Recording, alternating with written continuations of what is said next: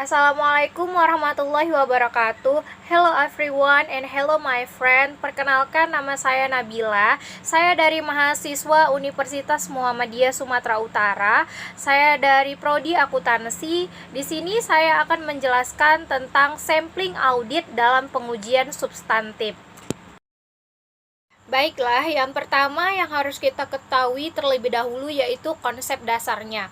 Konsep dasar dari audit sampling yaitu digunakan untuk mendapatkan informasi tentang jumlah-jumlah rupiah digunakan dalam rangka pengujian substantif untuk mengumpulkan bukti tentang kewajaran asersi manajemen dalam laporan keuangan. Nah, rencana sampling dalam pengujian substantif ini dirancang untuk yang pertama, mendapatkan bukti bahwa saldo rekening tidak salah saji secara material. Yang kedua, membuat estimasi independen tentang suatu jumlah. Selanjutnya yaitu ada ketidakpastian resiko sampling dan resiko audit. Ketidakpastian yang pertama adalah waktu dan biaya dalam memeriksa unsur-unsur populasi versus kemungkinan menyatakan pendapat keliru akibat data sampel tidak andal. Resiko sampling yang pertama adalah resiko keliru menerima atau resiko beta. Yang kedua resiko keliru menolak atau resiko alfa, dan resiko audit. Selanjutnya yaitu ada pendekatan sampling statistik. Yang pertama adalah sampling probabilitas profesional dan ukuran PPU. Yang kedua ada sampel variabel klasik. Perbedaan keduanya yaitu sampling PPU berdasarkan teori sampling atribut, sedangkan sampling variabel klasik berdasarkan teori distribusi normal. Selanjutnya yaitu ada probabilitas sampling proporsional dengan ukuran PPU. Adalah suatu pendekatan yang menggunakan teori sampling atribut untuk menyatakan kesimpulan dalam jumlah rupiah bukan sebagai tingkat deviasi. Model ini diterapkan dalam pengujian transaksi dan saldo yang salah saji terlalu tinggi. Nah, probabilitas pengujian tersebut berguna yang pertama itu untuk piutang apabila pengkreditan yang tidak dikerjakan terhadap rekening debitur tidak signifikan. Yang kedua, investasi dalam surat berharga. Yang ketiga, pengujian harga sediaan bila diperkiraan hanya terdapat sedikit selisih. Yang keempat, tambahan pada aktiva tetap. Selanjutnya ada rencana sampling. Rencana sampling yang pertama adalah menetapkan tujuan rencana. Yang kedua, merumuskan populasi dan unit sampling. Yang ketiga, menentukan ukuran sampel. Yang keempat, menentukan metode pemilihan sampel. Yang kelima, melaksanakan rencana sampling. Yang keenam, mengevaluasi hasil sampling. Selanjutnya, dalam menentukan ukuran sampel, rumusnya adalah N sama dengan NB kali FK per SD kurang AS kali FE. Penjelasannya ada di samping berikut ini, teman-teman bisa lihat sendiri ya. Selanjutnya yaitu menentukan metode pemilihan sampel.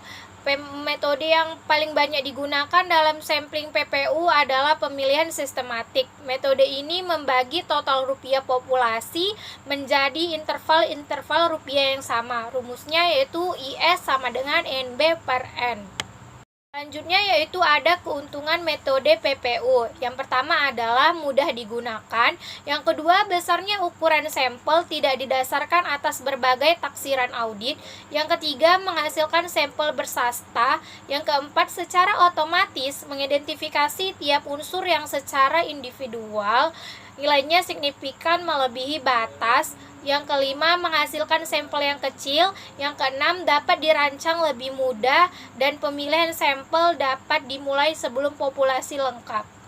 Selanjutnya itu kerugian metode PPU. Yang pertama adalah didasarkan asumsi. Yang kedua, jika salah saji terlalu rendah maka sampel memerlukan pertimbangan khusus. Yang ketiga, pemilihan saldo ini memerlukan pertimbangan khusus. Yang keempat, evaluasi PPU melebihi CSR bila ada salah saji dalam sampel atau auditor menolak nilai buku populasi yang sesungguhnya dapat diterima.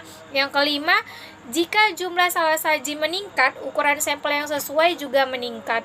Selanjutnya yaitu metode estimasi selisih. Yang pertama, dalam metode ini selisih antara nilai audit dan nilai buku dihitung setiap unsur unit sampel. Yang kedua, Selanjutnya, rata-rata selisih digunakan untuk menaksir nilai total populasi. Yang ketiga, variabilitas selisih digunakan dalam penentuan cadangan resiko sampling yang dicapai. Selanjutnya yaitu ada keuntungan metode sampling variabel. Yang pertama adalah sampel mudah diperluas. Yang kedua, saldo nol dan saldo tidak biasa, tidak memerlukan rancangan khusus.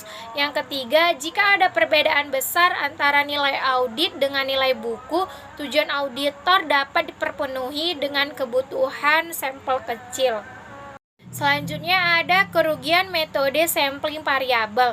Yang pertama adalah lebih kompleks, membutuhkan bantuan komputer untuk merancang sampel yang efisien dan mengevaluasi hasil sampel. Yang kedua, untuk menentukan ukuran sampel harus memiliki estimasi atas standar deviasi dari berbagai karakteristik dalam populasi. Yang terakhir ada evaluasi hasil sampel, ada dua metode. Yang pertama, membagi jumlah total rupiah salah saji dalam sampel dengan bagian dari total rupiah dalam populasi yang termasuk dalam sampel. Yang kedua, mengkalikan rata-rata selisih antara nilai audit dengan nilai buku dari unsur-unsur sampel dengan jumlah unit dalam populasi. Baiklah teman-teman, demikianlah hasil presentasi saya tentang sampling audit dan pengujian substantif. Semoga bermanfaat bagi teman-teman yang ingin mengetahui apa sih itu sampling audit dan pengujian substantif. Lebih dan kurangnya saya mohon maaf. Fisabilil haq fastabiqul khairat. Wassalamualaikum warahmatullahi wabarakatuh. Thank you for watching.